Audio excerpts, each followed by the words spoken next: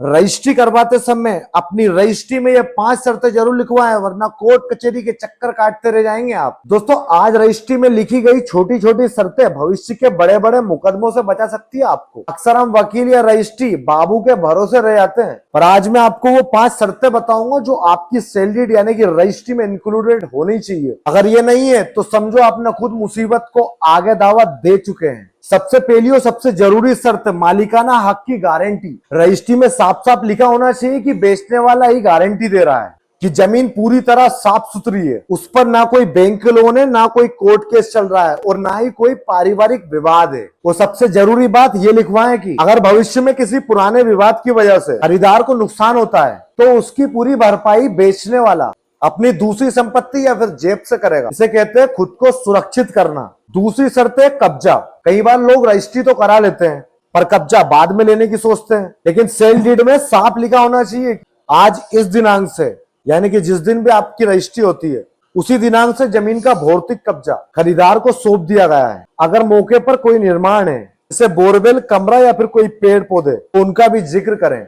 यह शर्त आपको भविष्य में कब्जा विवाद से बचाएगी। और तीसरी बात जो अक्सर लोग भूल जाते हैं, बकाया देनदारी। रजिस्ट्री में यह शर्त जरूर जोड़ें कि रजिस्ट्री की तारीख तक का सारा सरकारी लगान, बिजली बिल या कोई भी पुराना टैक्स बेचने वाला खुद चुकाएगा। अगर आपने ये नहीं लिखवाया तो रजिस्ट्री के बाद तहसील का बाबू, बिजली विभाग पुराने बिलों के लिए आपका गला पकड़ेगा, बेचने वाला का नहीं। चौथी शर्त है सहयोग का वादा।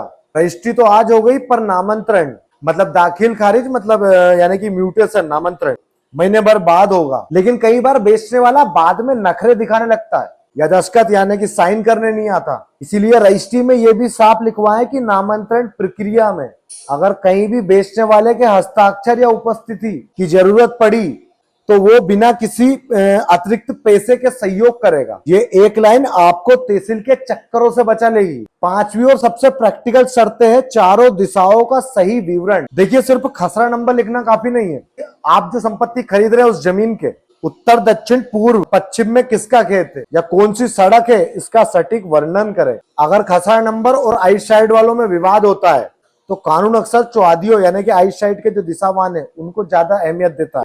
इसीलिए मेड़ के पड़ोसियों के नाम सोच समझ कर लिखवाएं। तो दोस्तों, अब अगली बार जब आप रजिस्ट्री कराने जाएं तो जल्दबाजी में सिर्फ अंगूठा मत लगाइए। इन शर्तों को अपनी बिक्री विलेख में शामिल कराइए। थोड़े से जागरूक बनेंगे तो जमीन और पैसा दोनों सुरक्षित रहेंगे। क्या आपकी रजिस्ट्री में भी ये शर्तें लिखवाई गई है? अगर नहीं तो आज ही अपनी फाइल निकाल कर चेक करें। और कोई शक हो तो नीचे कमेंट में पूछिए और ऐसी रियल एस्टेट जानकारी के लिए मुझे फॉलो कर लें। Thank you.